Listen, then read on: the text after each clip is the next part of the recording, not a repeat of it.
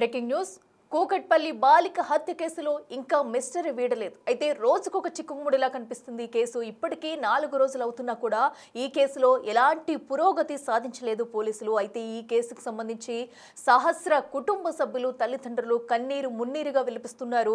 రోజు police station చుట్టూ తిరుగుతున్నా ఎలాంటి పురోగతి లేదు, అసలు ఎలాంటి వివరాలు తెలపట్లేదంటూ కూడా సహస్ర తల్లిదండ్రులు అయితే కన్నీరు మున్నీరుగా పోలీస్ స్టేషన్ ఎదుటే గుండెల్ని విలిపించేలా కూడా వారి బాధ వర్ణనాతీతమని చెప్పుకోవాలి. సో అయితే మరో పక్కన ఎందుకు పోలీసులు ఇప్పటి వరకు ఈ కేసుకు సంబంధించి ఎలాంటి డీటెయిల్స్ బయట పెట్టట్లేదో అనే అనుమానాలు కూడా తలెత్తుతున్నాయి. సో రోజు విచారణకు రమ్మంటున్నారు, విచారణకు వెళ్ళి వస్తున్నాము, అయినా కూడా ఎలాంటి సమాధానం చెప్పట్లేదు. మాకు ఇంట్లోకి ఎవరు రాకపోతే అసలు ఎందుకు ఈ హత్య జరిగినట్టు, ఎలా జరిగినట్టు అనే క్వశ్చన్స్ కూడా సహస్ర తల్లిదండ్రులు అయితే రైస్ చేస్తున్నారు. పలుమార్లు విచారణకు పిలిచినప్పటికీ కూడా వెళుతున్నాము, వస్తున్నాము, బట్ ఎలాంటి మాకు ఆన్సర్స్ చెప్పట్లేదు. పోస్ట్ మార్టం రిపోర్ట్ కూడా బయట పెట్టట్లేదు. ఎందుకంటూ కూడా వారి ప్రశ్నిస్తున్న తీరు మనం చూస్తున్నాము. అయితే ఇప్పటికే సహస్ర హత్య జరిగి 4 రోజులు గడుస్తుంది. 4 రోజులు అవుతున్నా కూడా ఈ కేసులో ఎలాంటి విచారణ కానీ, విచారణ జరిగిన అనంతరం ఎలాంటి పరిణామాలు కానీ ఒక్క విషయం కూడా బయటకు రాలేదు ఇప్పటి వరకు. దీంతో ఆ తల్లిదండ్రులు అయితే కాళ్ళు అరిగేలాగా పోలీస్ స్టేషన్ చుట్టూ తిరుగుతున్నారు. అసలు ఏం జరిగింది ఏంటో, మా కూతుర్ని ఎవరు చంపారు, ఎవరికి ఏం అవసరం వచ్చిందంటూ కూడా కన్నీరు మున్నీరుగా విలిపిస్తున్నారు. అయినా కూడా పోలీసుల నుంచి ఎలాంటి రెస్పాన్స్ లేదు. సో మాకు ఎవరిపై కూడా అసలు ఏ అనుమానాలు లేవంటూ కూడా వారి కుటుంబ సభ్యులైతే చెప్తున్నారు. కానీ పోలీసులు అయితే ఈ కేసును నీరుగార్చే ప్రయత్నం చేయకుండా మాకు న్యాయం చేయాలంటూ కూడా వారు కోరుతున్నారు. ఒకసారి సహస్ర తల్లిదండ్రులు ఏమంటున్నారో ఒకసారి చూద్దాం. ఇప్పుడు మండే జరిగింది సిచ్యువేషన్. మండే ఎప్పుడు జరిగింది? మండే మేము 12:30కి అలా చూసాము. అప్పటి నుంచి కూడా ఏం చెప్పట్లేరు. అసలు ఎందుకు చెప్పట్లేరు? ఇన్ని కేసులు డీల్ చేసిన వాళ్ళు ఇది ఎందుకు అవ్వట్లేదు? అదే మాకు అర్థం కావట్లేదు. అసలు నా పిల్లల్ని అంతగానో చంపాల్సిన అవసరం ఏముంటుందండి? అంత ఘోరంగా ఎవరితో గొడవలు లేవండి మాకు. మేము ఎవరితో గొడవ పడలేము. మా పని మాకుంది, మా వర్క్ మేము చేసుకుంటాం. మాకు ఎవరు శత్రువులు లేరు, ఎవరు లేరు. అపార్ట్మెంట్లో కూడా మేము అంత గుద్దుకునేంత శత్రుత్వం ఎవరితో చేయలేమండి, చేయలేము అసలు. అడగండి. అనుమానాలు అంటే మరి ఎవరు పోలేరని చెప్తున్నారు, రాలేరని చెప్తున్నారు అంటే మరి ఉన్న వాళ్ళని అనుమానించాలి కదా, అంతే కదా. నేను వెళ్ళిపోయాక నా ఉన్న పిల్లని ఎవరు పోలేదంటున్నారు, రాలేదంటున్నారు, చేయలేదంటున్నారు. మరి ఎలా జరుగుతుందండి? అది ఎట్లా జరుగుతుంది? అంత దారుణంగా ఎట్లా జరుగుతుంది? మీరే చెప్పండి. మీ పాపతో ఎవరన్నా సన్నిహితంగా ఉండడం కానీ, అబ్బాయిలు కానీ, అంటే మీ పాప క్లాస్మేట్స్ ఎవరన్నా? అలా ఎవరు రారు సార్. ఆ స్కూల్ ఎక్కడో అక్కడ ఉంది, బేగంపేటలో ఉంది. మీ పక్క అపార్ట్మెంట్ ఎవరైనా స్నేహితులు కానీ అమ్మాయికి ఎవరైనా ఉన్నారా? అమ్మాయికి చనువుగా ఉండేవాళ్ళు ఎవరన్నా ఉన్నారా? నాకు అట్లా ఎవరితో చెప్పలేదండి, చెప్పలేదు నాకు. వాళ్ళు నాకు ఇట్లా అంటున్నారు, అట్లా అంటున్నారు.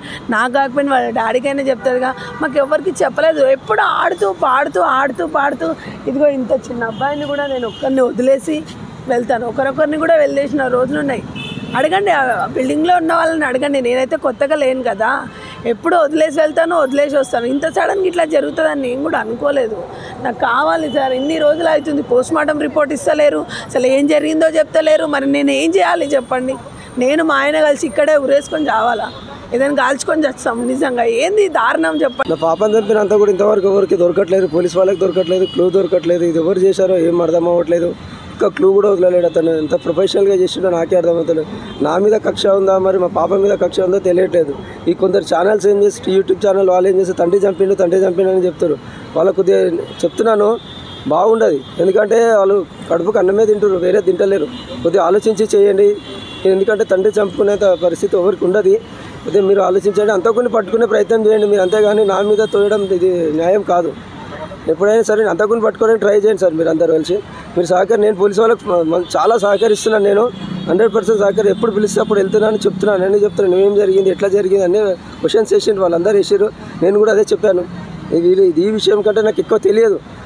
నా మీద పగ ఉంది అని ఆలోచన ఉందంటే కూడా ఎవరితో నేను ఎక్కువ కుట్లాడాను. ఏంది అసలు నాకు ఏం అర్థం అవ్వట్లేదు. ఎంత వీళ్ళు ఎప్పటి నుంచి నన్ను ఫాలో చేస్తున్నారో నాకు తెలియట్లేదు. నా పాప మీద కక్ష ఉందా, నా మీద కక్ష ఉందా, అసలు ఏం తెలియట్లేదు. అతను దొరికిన వరకు నేను వెయిట్ చేస్తా, ఫైట్ చేస్తా. ఒక 10 ఎన్ని రోజులైనా సరే ఫైట్ చేస్తాను సార్. నేను కంపల్సరీ వాడు దొరకాలి నాకు. ఎవ్వరి మీద డౌట్ అంటే నేను ఇట్లా చెప్పగలుగుతా సార్. నేను వీళ్ళతో కొట్లాడినా అంటే, వీళ్ళతో గట్టిగా కొట్లాడినా అంటే చెప్పగలుగుతా వీళ్ళతో కొట్లాడుతున్నా అని చెప్పి. నేను అంతా పెద్ద ఎవరితో కొట్లాడాను. నేను ఒక బిజినెస్ చేసుకుంటాను. బిజినెస్ అంటే అందరితో మంచిగా ఉంటేనే నాకు బిజినెస్ బాగుంటుంది. అంతేగాని వీళ్ళతో కొట్లాడే అవసరం నాకు ఏముంది చెప్పండి. మీకు ఎవరితో గొడవలైనాయా? గొడవలు అంటే ఫ్యామిలీ గొడవలు ఉంటాయి సార్ బయట. అవి అవి 2 years బ్యాకే ఫ్యామిలీ గొడవలు తప్ప ఏం లేవు నాకు. ఇంకా బయట ఎక్కడ లేవు గొడవలు. అనుమానం అంటే నేను ప్రాక్టికల్గా ఎవరికి చెప్తలేను సార్. అనుమానం అంటే ఎట్లా చెప్పాలి? ఇప్పుడు మేము ఎవరైనా నాతో కొట్లాడినంటే వాళ్ళకి పేరు చెప్పగలట గట్టిగా. ఈ రీసెంట్లీ ఏమైనా కొట్లాడేదంటే ఎక్కడ లేదు. ఒక 8 months నుంచి ఎవరితో కొట్లాడలేదు, ఏం లేదు. అన్నీ హ్యాపీగా ఉన్నా, హ్యాపీగా వెళ్తుంది ఫ్యామిలీ. కానీ ఈ సడన్గా ఇంత సిచ్యువేషన్ వచ్చిందంటే నేను ఇట్లా తట్టుకోలేకపోతున్నా సార్. ఈ బాధ నేను ఎవరికి ఏం చెప్పాలి? చిన్న పాప సార్ నేనే డ్రాప్ చేస్తాను, నేనే తీసుకొస్తామని. అసలు నేను నమ్మను. నా పాప ఇంటికాడ ఉందంటే 2-3 సార్లు వచ్చి కూడా చూస్తుంటా నేను. ఆ రోజు ఏందో సంఘటన, మొత్తము అక్కడ జనాలు లేరు, ఎవరు లేరు. ఆ సీసీ కెమెరా ఫుటేజ్ చూస్తున్నా. ఇప్పుడు నేను నిన్న నైట్ చూశాను. నేను ఇంతవరకు ఎవరిని చూడలేదు. చూసాను ఆ వ్యక్తి వస్తుండో వెళ్తుండో ఒక లేడీ ఆయనకు సపోర్ట్ ఇస్తుంది, లోపల వెళ్ళడానికి సపోర్ట్ ఇస్తుంది. లేకపోతే ముందే వెళ్ళిపోయింది ఆమె, ఎవరైనా ముందే పంపించిరా లేకపోతే ఉందా, నాకేం అర్థమవుతలేదు. అది పోలీస్ వాళ్ళకు కూడా నేనే చెప్పాను సార్, ఇట్లా నేను సీసీ కెమెరా ఫుటేజ్ చూశాను, అది కొద్దిగా ఫైండ్ అవుట్ చేసి ఆ లేడీని పట్టుకొని అడగండి సార్, కొద్దిగా గట్టిగా అడగండి అంటే సరే అని వాళ్ళు కూడా సహకరిస్తారు నాకు. ఆ విషయమే జరుగుతుంది. ఇప్పుడు సార్ కూడా పిలిచారు, నేను వెళ్తున్నా, దానికోసం వెళ్తే మాట్లాడేసి వస్తాను. నేను మీ పాపతో ఆడుకోవడానికి ఎవరైనా స్నేహితులు ఇంటికి వచ్చేవాళ్ళ? వాళ్ళ స్కూల్ దూరం సార్. వాళ్ళ స్నేహితులు అంటే ఒకటే కీర్తన అమ్మాయి వస్తుంది. ఒక్కసారి వచ్చింది పాప, నేనే డ్రాప్ చేసేసిన. వాళ్ళు ట్యూషన్ కోసం వస్తుండే, ఆ పాపని డ్రాప్ చేసి వచ్చిన నేను.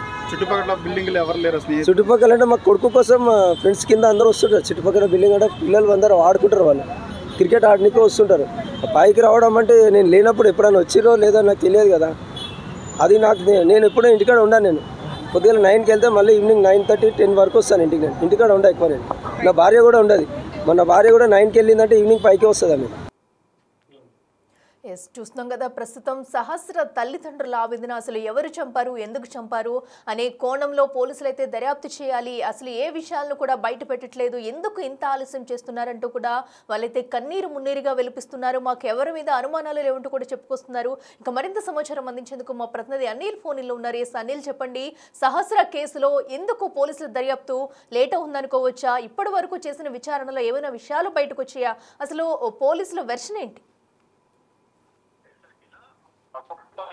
సహస్రని బాలిక హత్య కేసులో ఇప్పటి వరకు కూడా పోలీసులకు సంబంధించి కేసుకు హంతకుడు అనేది ఒక పురోగతి రాని పరిస్థితి మనకు కనిపిస్తుంది. దీనికి సంబంధించి ఎలాంటి ఆధారాలు కావచ్చు, ఎలాంటి క్లూస్ కూడా దొక్కని పరిస్థితి అయితే మనకు కనిపిస్తుంది. దాదాపు 4 రోజులు జరుగుతున్నా కూడా హత్యకు సంబంధించి, హంతకుడికి సంబంధించిన ఆనవాళ్ళు దొరకకపోవడంతో తల్లిదండ్రులు కూడా అసంతృప్తితో ఉన్నారని చెప్పాలి, ఆవేదన వ్యక్తం చేస్తున్న పరిస్థితి మనకు కనిపిస్తుంది. ముఖ్యంగా ఈ రోజు మీడియాతో మాట్లాడుతూ కూడా కొన్ని ఆరోపణలు అయితే చేశారని చెప్పాలి. అంటే వాళ్ళకి సంబంధించి ఆవేదన వ్యక్తం చేస్తూ కూడా మాట్లాడారని చెప్పాలి. అంటే ముఖ్యంగా హంతకుడు ఇన్ని రోజులు అవుతున్నా కానీ ఎందుకు దొరకలేదు, ఎందుకని పోలీసులు హంతకుడిని పట్టుకోలేకపోతున్నారు అని చెప్పేసి కూడా వాళ్ళు ఆవేదన వ్యక్తం చేస్తున్న పరిస్థితి కనిపిస్తుంది. ఇందులో భాగంగానే మీడియాతో మాట్లాడుతూ హంతకుడు 4 రోజులు అవుతున్నా కానీ పోలీసులకు సంబంధించి ఎందుకని ఎలాంటి క్లూజ్ దొరకట్లేదు, ఇప్పటి వరకు కూడా ఎందుకు పోలీసులు పట్టుకోలేకపోతున్నారు, అసలు వాళ్ళు అడిగిన ప్రశ్నలకి అన్నింటికీ మేము సమాధానం చెప్పాము. గతంలో మాకు ఎలాంటి గొడవలు లేవు, ఎవరి మీద మాకు అనుమానాలు లేని కూడా మేము వాళ్ళకి చెప్పడం జరిగింది. కానీ ఇప్పటి వరకు కూడా పోలీసులు ఎందుకని పట్టుకోలేకపోతున్నారని చెప్పేసి వాళ్ళు ఆవేదన వ్యక్తం చేసిన పరిస్థితి కనిపిస్తుంది. అయితే ఇందులో భాగంగానే ఆయన కొన్ని ఆసక్తికర మాటలు కూడా మాట్లాడారు. అంటే నా మీద అనుమానం, సహస్రని తండ్రి ఎవరైతే ఉన్నారో తను కూడా మాట్లాడడం జరిగింది. నా మీద అనుమాన పడుతూ నా మీద కొన్ని అబంధాలు కూడా వేశారని చెప్పాలి, చెప్పారు. దానికి సంబంధించి కూడా ఆయన సమాధానం చెప్పాడు.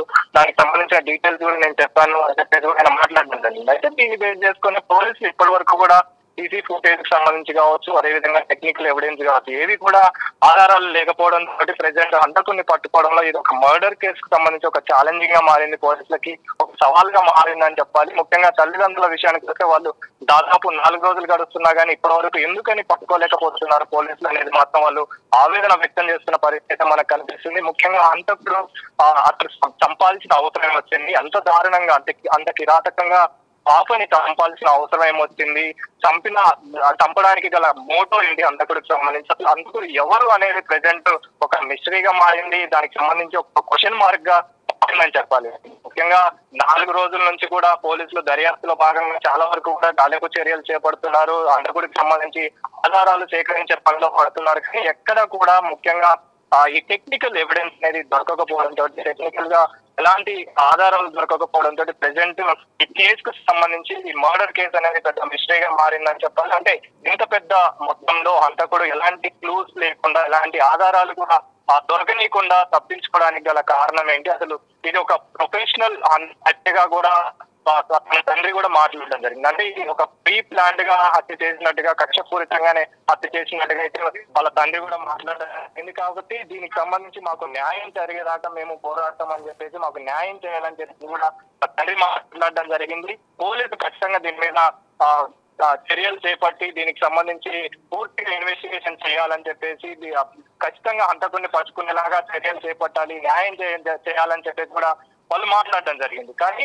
ఇప్పటి వరకు కూడా పోలీసుల వర్షం వస్తే పోలీసులు మాత్రం 4 రోజుల నుంచి కూడా 8 ప్రత్యేక బృందాలతోటి గాలింపు చర్యలు చేపట్టారు. ఇప్పటికే క్లూస్ కు సంబంధించి అన్ని క్లూస్ అయితే సేకరిస్తున్నారని చెప్పాలి. అదే విధంగా ఫింగర్ ప్రింట్స్ ఆధారంగా కూడా దర్యాప్తు చేస్తున్నారు. అక్కడ ఉన్న బిల్డింగ్ వ్యక్తులకు సంబంధించిన ఫింగర్ ప్రింట్స్ కావచ్చు, వాళ్ళకి సంబంధించిన కాల్ డేటాకు సంబంధించి సమాచారం కావచ్చు, ఇవన్నీ కూడా ఆధారాలు సేకరించారు. కానీ అనుమానితుల్ని కూడా అదుపులోకి తీసుకున్నారు. కొంతమందిని ఇన్వెస్టిగేషన్ లో భాగంగా చాలా వరకు కూడా ప్రశ్నలు అడిగారు. వాళ్ళ దగ్గర నుంచి కూడా ఎలాంటి ఆధారాలు దొరకకపోవడంతో దీనికి సంబంధించి ప్రెసెంట్ అయితే దీనికి సంబంధించిన కేసుకు సంబంధించి ఎలాంటి ఆధారాలు దొరకని పరిస్థితి పెద్ద సవాల్గా మారిందని చెప్పాలి. ప్రెసెంట్ అయితే తల్లిదండ్రులు కూడా చాలా వరకు కూడా ఆవేదన వ్యక్తం చేస్తున్నారు.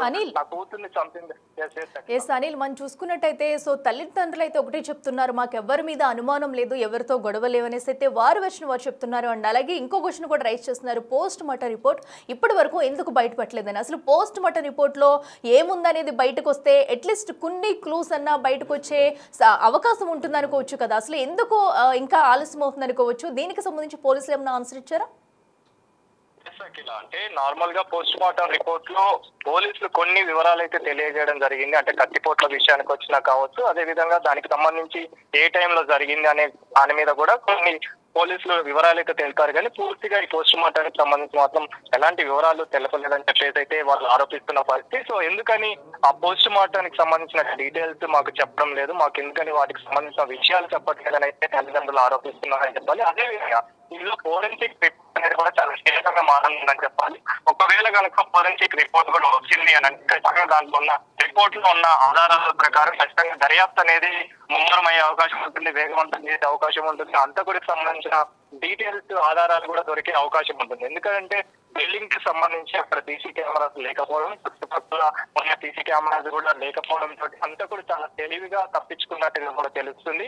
ఇందులో భాగంగానే మరి బిల్డింగ్ లోకి ఎవరు ఎంట్రీ ఇవ్వకపోవడం, బిల్డింగ్ లోపల నుంచి కూడా బయటకు ఎవరు రాలేదు. ఆ టైంలో ఎగ్జాక్ట్ గా 10 to 10:30 టైంలో ఈ ఘటన చోటు చేసుకుంది అని చెప్పేసి పోలీసులు అయితే పోస్ట్ మార్టం ఆధారంగా ధృవీకరించారు. కాబట్టి మరి ఆ టైంలో ఎవరు వెళ్ళారు, ఎవరు బయటకు వచ్చారు, అసలు అంతకుడు ఎటు సైడ్ వెళ్ళాడు, ఎటు సైడ్ నుంచి తప్పించుకున్నారనే కోణంలో ప్రజెంట్ అయితే చుట్టుపక్కల ఉన్న పరిసర ప్రాంతాలన్నీ కూడా చాలా వరకు కూడా రెక్కి చేశారు, చాలా వరకు కూడా వివరాలు సేకరిస్తున్నారు. అనుమానితులు ఎవరైతే ఉన్నారో వాళ్ళందరినీ కూడా విచారిస్తున్న పరిస్థితి, ప్రశ్నిస్తున్న పరిస్థితి. కానీ 4 రోజులు అవుతున్నా కూడా సహస్రని బాలిక, 10 ఏళ్ల బాలికని చంపిన అంతకుడు దొరకకపోవడం అనేది పెద్ద మిస్టరీగా మారింది. పోలీసులకు కూడా ఒక తలకాయ నొప్పిగా మారింది. నిజం చెప్పాలి అంటే ఈ పాటికి అంతకుడు అనేవాడు ఖచ్చితంగా దొరకాలి. పోలీసుల దగ్గర ఉన్న ఆధారాన్ని బేస్ చేసుకుని వాళ్ళ ఇన్వెస్టిగేషన్ కూడా చాలా వేగంగా చేస్తారు. కానీ అలాంటిది 4 రోజులు అవుతున్నా కూడా అంతకుడు దొరకలేదు అని ఇది ఒక పెద్ద హిస్టరీగా మారింది.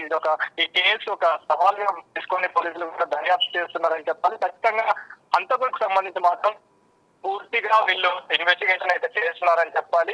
తల్లిదండ్రుల నుంచి కూడా వర్షన్ ఒకటే, ఎవరైతే మా ఆ పాపను చంపిన అంతకుని ఖచ్చితంగా పట్టుకోవాలని చెప్పేసి తనని ఖచ్చితంగా శిక్షించాలని చెప్పేసి అయితే తల్లిదండ్రులు చెప్తున్న పరిస్థితి మనకు కనిపిస్తుంది. కాబట్టి ఖచ్చితంగా దీనికి సంబంధించి మాత్రం ఈ ఫోరెన్సిక్ రిపోర్ట్ కావచ్చు, అదేవిధంగా పోస్ట్ మార్టం సంబంధించిన డీటెయిల్స్ కావచ్చు, ఇవన్నీ కూడా ఒకవేళ వస్తే మాత్రం ఈ కేసులో ఒక చిక్కుముడి వీడే అవకాశం ఉంటుంది. ఈ కేసుకు సంబంధించి హంతకుడికి సంబంధించిన ఆధారాలు కావచ్చు, దానికి సంబంధించిన డీటెయిల్స్ కావచ్చు ఖచ్చితంగా దొరికే అవకాశం ఉంది.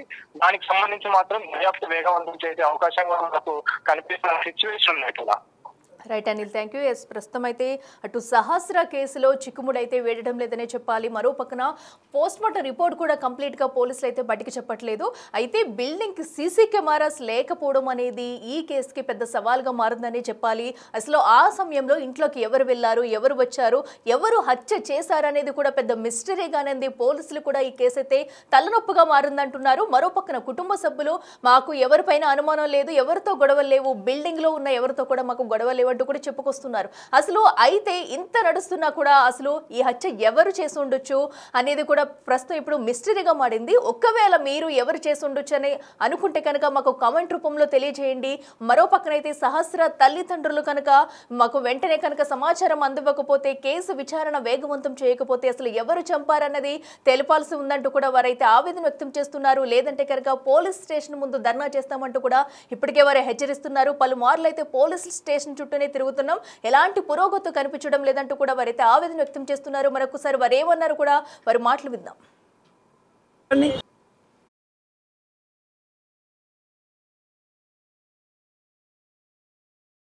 ఇప్పుడు మండే జరిగింది సిచ్యువేషన్. మండే ఎప్పుడు జరిగింది? మండే మేము 12:30కి అలా చూసాము. అప్పటి నుంచి కూడా ఏం చెప్పట్లేరు. అసలు ఎందుకు చెప్పట్లేరు? ఇన్ని కేసులు డీల్ చేసిన వాళ్ళు ఇది ఎందుకు అవ్వట్లేదు? అదే మాకు అర్థం కావట్లేదు. అసలు నా పిల్లల్ని అంతగానే చంపాల్సిన అవసరం ఏముంటుందండి?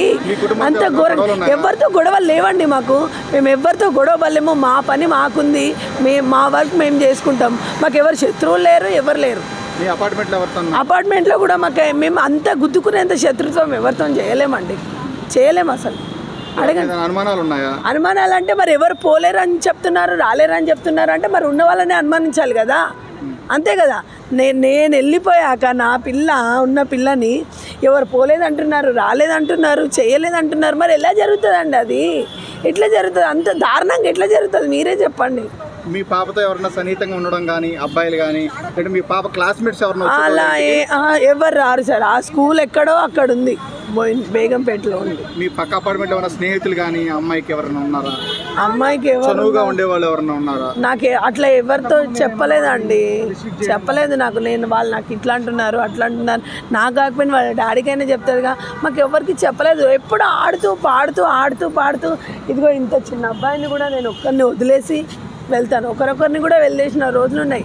అడగండి, బిల్డింగ్లో ఉన్న వాళ్ళని అడగండి. నేనైతే కొత్తగా లేను కదా, ఎప్పుడు వదిలేసి వెళ్తాను, వదిలేసి వస్తాను. ఇంత సడన్గా ఇట్లా జరుగుతుందని నేను కూడా అనుకోలేదు.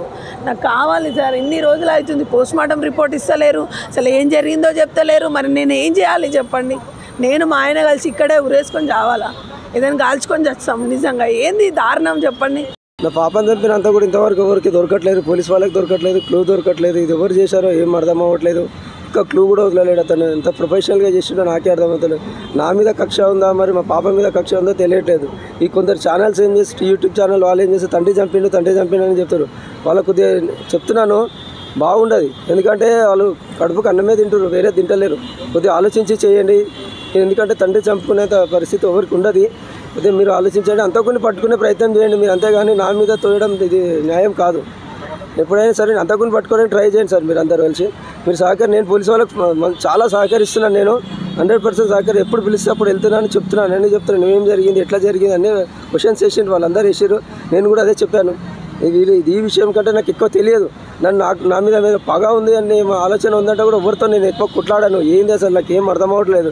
ఎంత వీళ్ళు ఎప్పటి నుంచి నన్ను ఫాలో చేస్తున్నారో నాకు తెలియట్లేదు. నా పాప మీద కక్ష ఉందా, నా మీద కక్ష ఉందా, అసలు ఏం తెలియట్లేదు. అతను దొరికిన వరకు నేను వెయిట్ చేస్తా, ఫైట్ చేస్తా. ఒక 10 ఎన్ని రోజులైనా సరే ఫైట్ చేస్తాను సార్. నేను కంపల్సరీ వాడు దొరకాలి నాకు. ఎవరి మీద డౌట్ అంటే నేను ఇట్లా చెప్పగలుగుతా సార్. నేను వీళ్ళతో కొట్లాడినా అంటే, వీళ్ళతో గట్టిగా కొట్లాడినా అంటే చెప్పగలుగుతా వీళ్ళతో కొట్లాడుతున్నా అని చెప్పి. నేను అంత పెద్ద ఎవరితో కొట్లాడాను. నేను ఒక బిజినెస్ చేసుకుంటాను. బిజినెస్ అంటే అందరితో మంచిగా ఉంటేనే నాకు బిజినెస్ బాగుంటుంది. అంతేగాని వీళ్ళతో కొట్లాడే అవసరం నాకు ఏముంది చెప్పండి? గొడవలు అంటే ఫ్యామిలీ గొడవలు ఉంటాయి సార్ బయట. అవి 2 years బ్యాక్ అయినాయి ఫ్యామిలీ గొడవలు తప్ప ఏం లేవు నాకు. ఇంకా బయట ఎక్కడ లేవు గొడవలు. అనుమానం అంటే నేను ప్రాక్టికల్గా ఎవరికి చెప్తలేను సార్. అనుమానం అంటే ఎట్లా చెప్పాలి? ఇప్పుడు మేము ఎవరైనా నాతో కొట్లాడినంటే వాళ్ళకి పేరు చెప్పగలుగుతా గట్టిగా. ఈ రీసెంట్లీ ఏమైనా కొట్లాడేదంటే ఎక్కడ లేదు. ఒక 8 months నుంచి ఎవరితో కొట్లాడలేదు, ఏం లేదు. అన్నీ హ్యాపీగా ఉన్నా, హ్యాపీగా వెళ్తుంది ఫ్యామిలీ. కానీ ఈ సడన్గా ఇంత సిచ్యువేషన్ వచ్చిందంటే నేను ఇట్లా తట్టుకోలేకపోతున్నా సార్. ఈ బాధ నేను ఎవరికి ఏం చెప్పాలి? చిన్న పాప సార్, నేనే డ్రాప్ చేస్తాను, నేనే తీసుకొస్తాను ఆమెని. అసలు నేను నమ్మను. నా పాప ఇంటికాడ ఉందంటే 2-3 సార్లు వచ్చి కూడా చూస్తుంటాను నేను. ఆ రోజు ఏందో సంఘటన, మొత్తము అక్కడ జనాలు లేరు, ఎవరు లేరు. ఆ సీసీ కెమెరా ఫుటేజ్ చూస్తున్నా. ఇప్పుడు నేను నిన్న నైట్ చూశాను. నేను ఇంతవరకు ఎవరిని చూసాను. ఆ వ్యక్తి వెళ్తుండో ఒక లేడీ ఆయనకు సపోర్ట్ ఇస్తుంది, లోపల వెళ్ళడానికి సపోర్ట్ ఇస్తుంది. లేకపోతే ముందే వెళ్ళిపోయింది ఆమె, ఎవరైనా ముందే పంపించిరా లేకపోతే ఉందా, నాకు ఏం అర్థమవుతలేదు. అది పోలీస్ వాళ్ళకు కూడా నేనే చెప్పాను సార్, ఇట్లా నేను సీసీ కెమెరా ఫుటేజ్ చూశాను, అది కొద్దిగా ఫైండ్ అవుట్ చేసి ఆ లేడీని పట్టుకొని అడగండి సార్, కొద్దిగా గట్టిగా అడగండి అంటే సరే అని వాళ్ళు కూడా సహకరిస్తారు నాకు. ఆ విషయమే జరుగుతుంది. ఇప్పుడు సార్ కూడా పిలిచారు, నేను వెళ్తున్నా, దానికోసం వెళ్తే మాట్లాడేసి వస్తాను. నేను మీ పాపతో ఆడుకోవడానికి ఎవరన్నా స్నేహితులు ఇంటికి వచ్చేవాళ్ళ? వాళ్ళ స్కూల్ దూరం సార్. వాళ్ళ స్నేహితులు అంటే ఒకటే కీర్తన అమ్మాయి వస్తుంది. ఒక్కసారి వచ్చింది పాప, నేనే డ్రాప్ చేసేసిన. వాళ్ళు ట్యూషన్ కోసం వస్తుండే, ఆ పాపని డ్రాప్ చేసి వచ్చిన నేను. చుట్టుపక్కల బిల్డింగ్లు ఎవరు లేరు స్నేహితులు? చుట్టుపక్కల అంటే మా కొడుకు కోసం ఫ్రెండ్స్ కింద అందరూ వస్తుంటారు. చుట్టుపక్కల బిల్డింగ్ అంటే పిల్లలు అందరూ ఆడుకుంటారు, వాళ్ళు క్రికెట్ ఆడడానికి వస్తుంటారు. పైకి రావడం అంటే నేను లేనప్పుడు ఎప్పుడైనా వచ్చిరో లేదో నాకు తెలియదు కదా. అది నాకు నేను ఎప్పుడూ ఇంటికాడ ఉన్నాను. నేను పొద్దున్న 9కి వెళ్తే మళ్ళీ ఈవినింగ్ 9:30, 10 వరకు వస్తాను ఇంటికి. నేను ఇంటికాడ ఉండా ఎక్కువ. నేను నా భార్య కూడా ఉండదు. మన భార్య కూడా 9కి వెళ్ళిందంటే ఈవినింగ్ 5కే వస్తుంది ఆమె.